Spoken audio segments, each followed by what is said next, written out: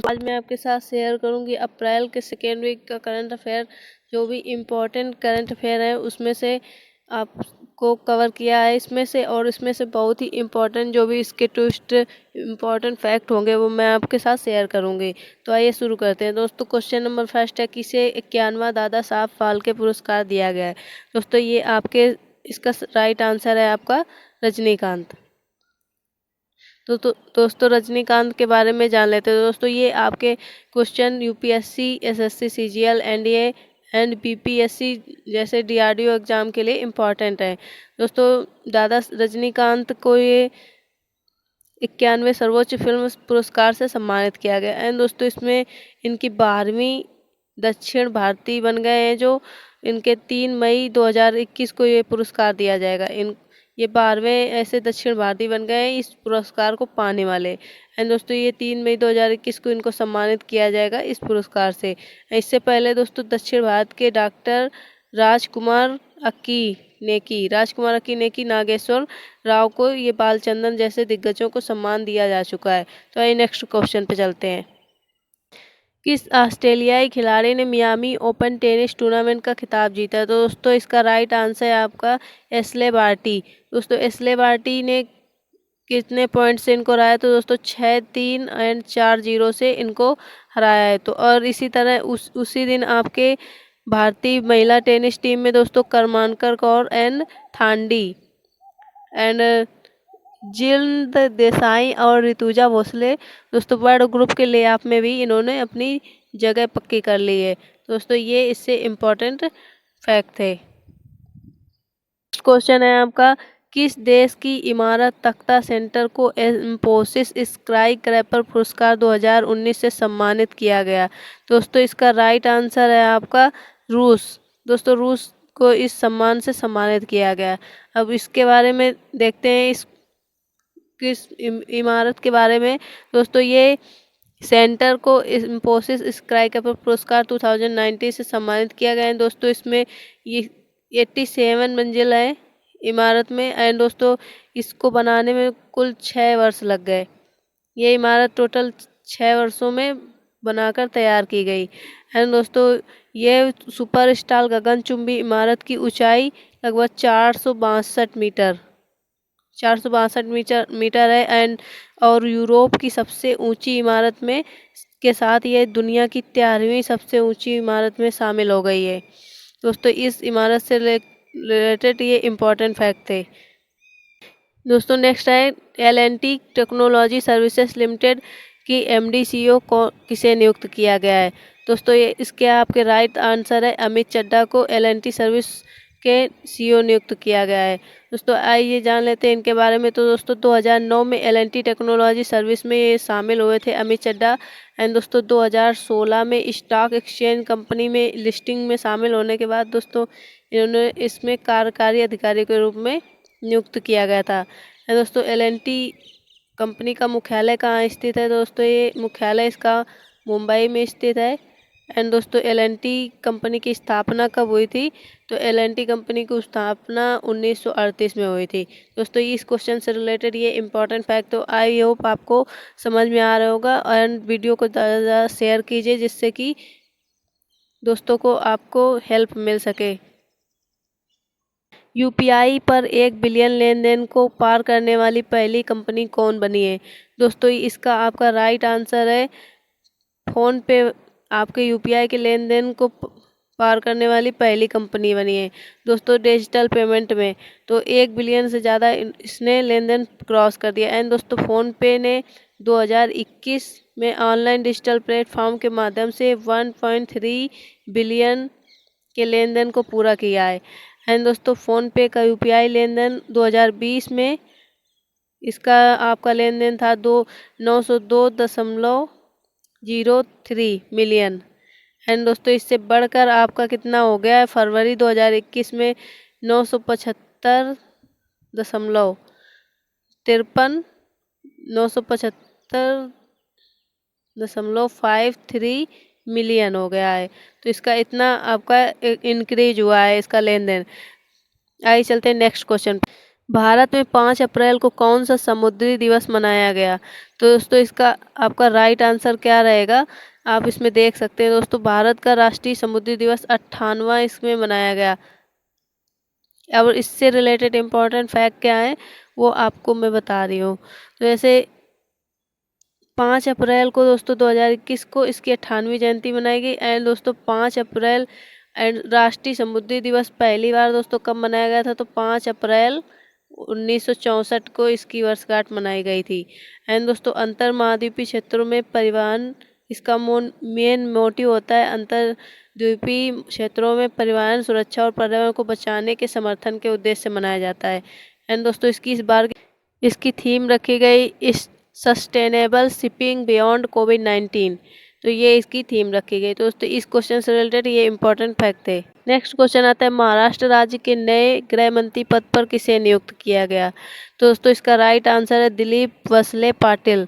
दोस्तों महाराष्ट्र राज्य के नए गृह मंत्री के पद पर इनको नियुक्त किया गया है, आप देख सकते हैं।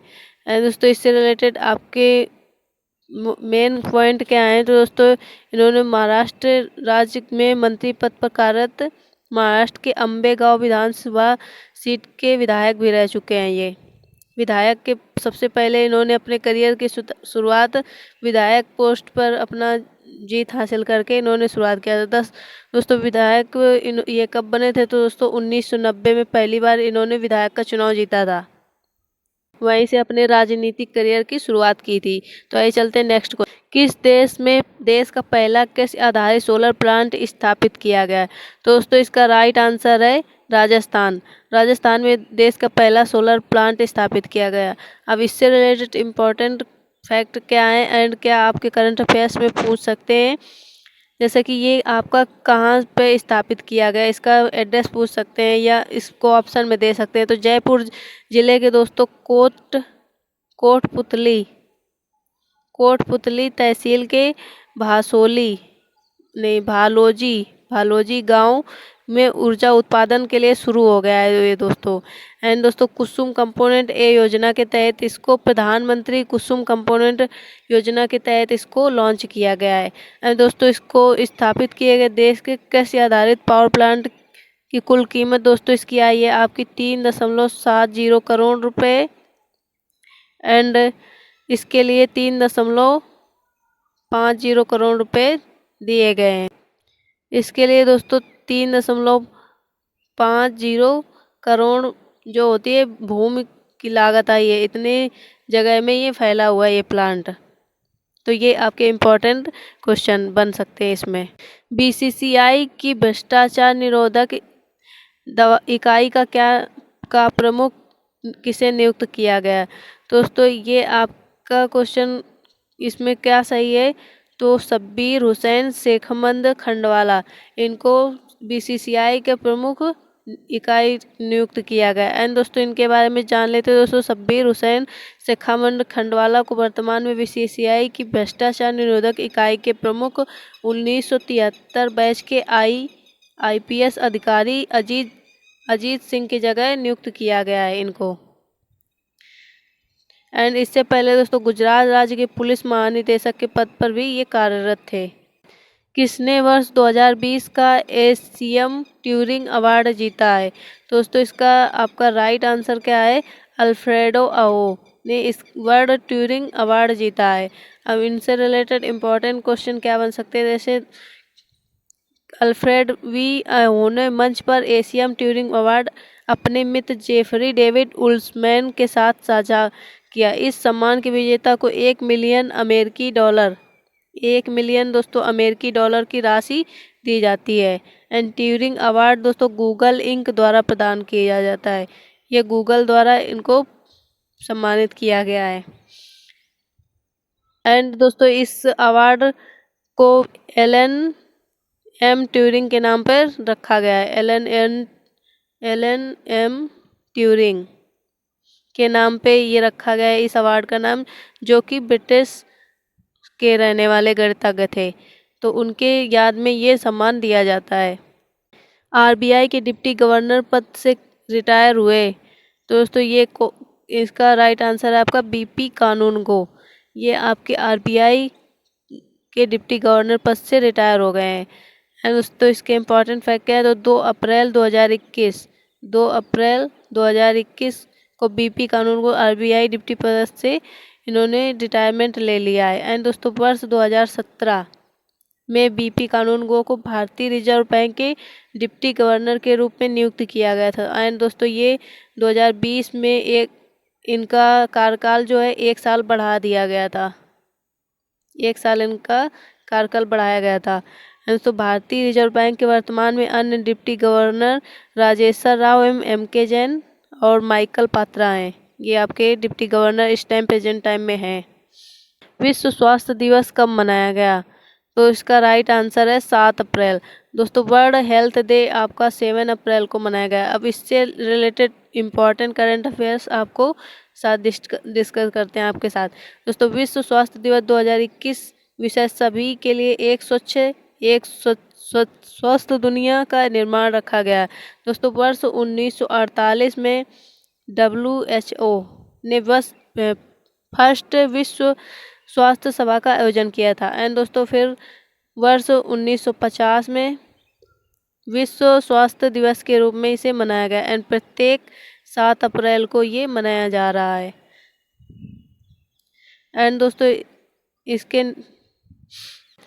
भारत का 48वां मुख्य न्यायाधीश किसे नियुक्त किया गया, दोस्तों ये आपका राइट आंसर रहेगा नूतल पाटिल वेंकट रमण। दोस्तों ये आपके 48वें मुख्य न्यायाधीश के रूप में नियुक्त किए गए। अब इससे रिलेटेड आपके इम्पोर्टेंट करंट अफेयर देख लेते हैं। तो दोस्तों ये आपके कब नियुक्त किए गए, तो भारत के 48वां नंबर के हैं। एंड दोस्तों 24 अप्रैल 2021 को 24 इनका कार्यकाल शुरू होगा। एंड दोस्तों 24 अगस्त कब तक रहेगा आपका इनका कार्यकाल, तो 24 अगस्त 2022 तक ये कार्यरत रहेंगे इस पोस्ट पर। एंड दोस्तों भारत के सर्वोच्च न्यायालय की स्थापना दोस्तों कब की गई थी, दोस्तों 1950 में सर्वोच्च न्यायालय की स्थापना की गई थी, 24 जनवरी 1950। एंड दोस्तों किस राज्य के हापुस आम को GI टैग प्रदान किया गया, दोस्तों इसका राइट आंसर होगा आपका महाराष्ट्र राज्य के हापुस आम को GI टैग प्रदान किया गया। इससे रिलेटेड आपको इम्पोर्टेंट फैक्ट क्या है, दोस्तों महाराष्ट्र के ये कोंकण में ये उगाया जाता है। एंड दोस्तों इसमें रत्नागिरी, सिंधुदुर्ग, पालघर, ठाणे और रायगढ़ जिलों में पैदा किया जाता है। दोस्तों अल्फोंसो आम गैबान देश में भारत के नए राष्ट्रपति के रूप में किसे नियुक्त किया गया है, दोस्तों इसके आपके राइट आंसर क्या हो जाएगा, रामकरण वर्मा को ministry of external affairs government of India के रूप में इनको नियुक्त किया गया है। अब इनसे रिलेटेड इम्पॉर्टेंट करंट अफेयर्स क्या हो सकते हैं, जैसे रामकरण वर्मा वर्तमान के कांगो लोकतांत्रिक गणराज्य में भारत के राजदूत के रूप में कार्यरत हैं। एंड दोस्तों इससे रिलेटेड और क्या, तो गैबान राज्य की राजधानी क्या है आपकी, लाइब्रेविल। एंड दोस्तों गैबान गणराज्य के वर्तमान प्रेसिडेंट कौन है, तो अली बोंगो ओनडिम्बा। एंड गैबान गणराज्य के वर्तमान प्रधानमंत्री कौन है, तो रोज क्रिस्टाइन ओसोका रुपोंडा। ये आपके गैबान राज्य के प्रधानमंत्री हैं वर्तमान में। चंद नायडू का निधन हुआ, वह एक प्रसिद्ध क्या थी, दोस्तों उनके बारे में चंद नायडू के बारे में, तो इनका राइट आंसर है आपका, वह एक क्रिकेट कमेंटेटर थी चंद नायडू। एंड इनसे रिलेटेड आपके इम्पोर्टेंट करंट अफेयर देख लेते हैं। तो जैसे चंद नायडू CK नायडू ए डॉक्टर रिमेम्बर्स नामक पुस्तक लिखा था इन्होंने। एंड दोस्तों ये CK नायडू की बेटी हैं। उन्होंने दोस्तों वर्ष 1977 में पहली कमेंट्री राष्ट्रीय चैंपियनशिप इंदौर मुंबई में किया था दोस्तों, MCC के बीच में। कसोवो देश के नए राष्ट्रपति कौन बनी है, तो दोस्तों इसका आपका राइट आंसर है वजोसा ओस्मानी साद्रियो। ये कसोवो देश की राष्ट्रपति बनी है, नई प्रेसिडेंट बनी है। तो दोस्तों इनके बारे में जान लेते हैं करंट अफेयर्स क्या है। तो इसमें दोस्तों इनको सदयू को नियुक्त किया गया है। दोस्तों उन्होंने 120 में से 82 सांसद प्रतिनिधि वोट जीते हैं। एंड दोस्तों 38 वर्षीय कोसोवो प्रिस्टिना विश्वविद्यालय में कानून अध्यक्ष और अमेरिका के पिट्सबर्ग विश्वविद्यालय के डायरेक्टर की उपाधि भी प्राप्त की है। एंड इनके बारे में कोसोवो देश की राजधानी का दोस्तों क्या नाम है, तो प्रिस्टिना। एंड दोस्तों कोसोवो देश की मुद्रा का क्या नाम है, तो यूरो। भारतीय लघु उद्योग विकास बैंक के अध्यक्ष और प्रबंध निदेशक पद पर किसे नियुक्त किया गया। दोस्तों इसके आपके राइट आंसर है एस रमण को भारतीय लघु उद्योग बैंक के अध्यक्ष एंड प्रबंध निदेशक के रूप में नियुक्त किया गया। एस रमण दोस्तों इनके बारे में जान लेते हैं। दोस्तों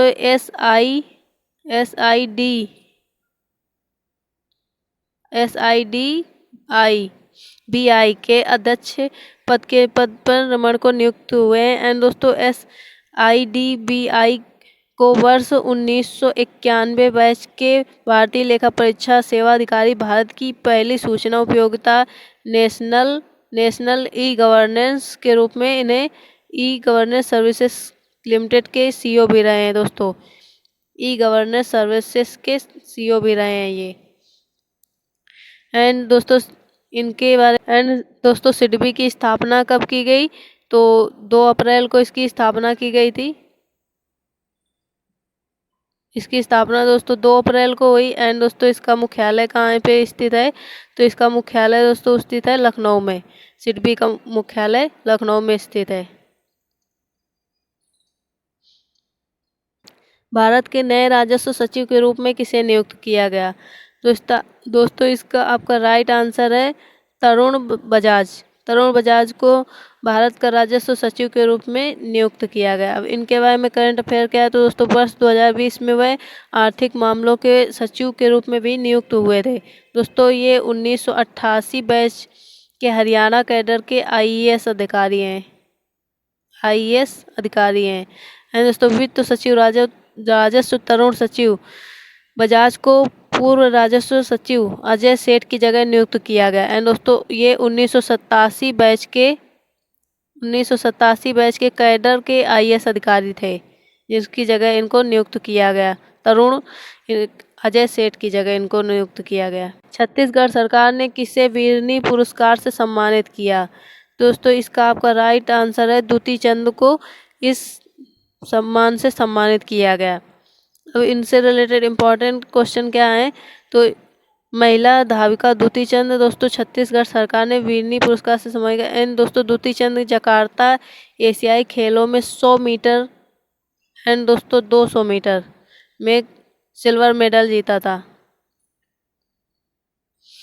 जीतने के उपलक्ष्य में दोस्तों छत्तीसगढ़ सरकार ने इसे सम्मानित किया। एंड दोस्तों इससे पहले उन्होंने 2019 में इटली में आयोजित वर्ल्ड यूनिवर्सिटी गेम्स में दोस्तों इन्होंने गोल्ड मेडल जीता था। एंड ऐसा करने वाली वो पहली भारतीय एथलीट थी। किसी देवी शंकर अवस्थी पुरस्कार 2020 से सम्मानित किया गया। तो दोस्तों इसका आपका राइट आंसर है आशुतोष भारद्वाज को देवी अवस्थी पुरस्कार 2020 से सम्मानित किया गया। एंड दोस्तों इनके बारे में जान लेते हैं थोड़ा सा। दोस्तों प्रसिद्ध हिंदी गद्य पत्र पत्रकार आलोचक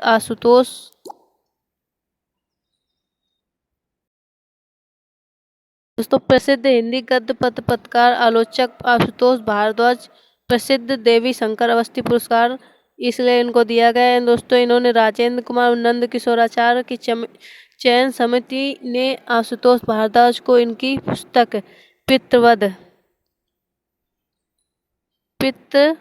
के लिए इनको देवी शंकर अवस्थी पुरस्कार दिया गया है। यह पुस्तक दोस्तों अंग्रेजी में द डेथ ट्रैप के नाम से प्रकाशित है, उसी का इन्होंने अपना रूपांतरण किया है। एंड दोस्तों यह एक विदेशी अंग्रेजी पत्रकार है जो कि हिंदी और अंग्रेजी दोनों में पुस्तक प्रकाशित करते हैं। भारतीय रेलवे ने वर्ष 2021-22 में कितने करोड़ रुपए के स्क्रैप बेचकर अधिकतम बिक्री की है। दोस्तों इसका आपका राइट आंसर है भारतीय रेलवे में ने कितने करोड़ के स्क्रैप बेचे हैं दोस्तों? 4,573 करोड़। 573 करोड़ के स्क्रैप बेचकर इसमें इतना फ़ायदा लिया है। तो दोस्तों इसमें 2019-20 की तुलना में दोस्तों 5 पॉइंट अधिक स्क्रैप बेचा है। एंड दोस्तों 2019-20 में भारतीय रेलवे ने 4,333 करोड़ रुपए की स्क्रैप बेची थी। एंड इससे पहले स्क्रैप की कमाई के मामले में भारतीय रेलवे ने वर्ष 2009 एंड 2010 में दोस्तों इन्होंने 4409 करोड़ की कमाई की थी। वहीं 2021 में इसके आंकड़े और बढ़ गए हैं। विश्व होम्योपैथी दिवस दोस्तों कब मनाया गया? दोस्तों ये आपका विश्व होम्योपैथी दिवस कब मनाया जाता है दोस्तों? वर्ल्ड होम्योपैथी डे मनाया जाता है आपका 10 अप्रैल को। इससे रिलेटेड आपके इम्पोर्टेंट फैक्ट क्या है दोस्तों? 2021 को खान का 266वां जन्मदिन मनाया गया है। विश्व होम्योपैथी विषय इस बार का थीम क्या? इस बार की थीम थी road map for integrative medicine. And दोस्तों आयुष मंत्रालय ने ये 10 से 11 अप्रैल को वर्ल्ड होम्योपैथी दिवस के रूप में वैज्ञानिक सम्मेलन के आयोजित भी किया गया है। नाइजीरिया देश के नए प्रधानमंत्री कौन बने हैं? दोस्तों इसका आपका राइट आंसर है नाइजीरिया देश के प्रधानमंत्री कौन बने? तो अहोमदो महामदो ये आपके नए राष्ट्रपति बने हैं, प्रधानमंत्री।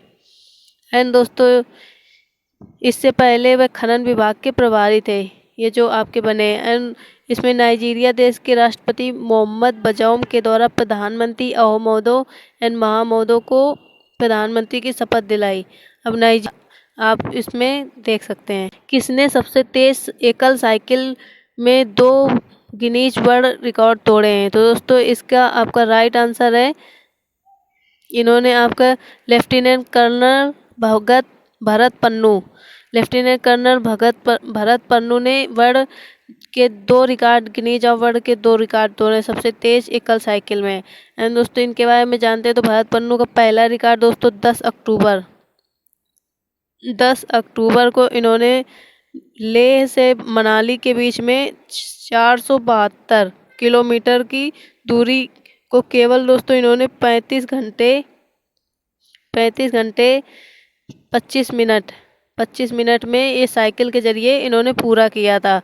एंड दोस्तों वहीं दूसरा रिकॉर्ड स्वर्णिम चतुर्भुज मार्ग को तय करने की प्रतियोगिता को 23 घंटे 52 मिनट इन्होंने इस उपलब्धि को 23 आवर 52 मिनट में इसको पूरा कर लिया था। तो ये आपके इन्होंने रिकॉर्ड तोड़े हुए हैं।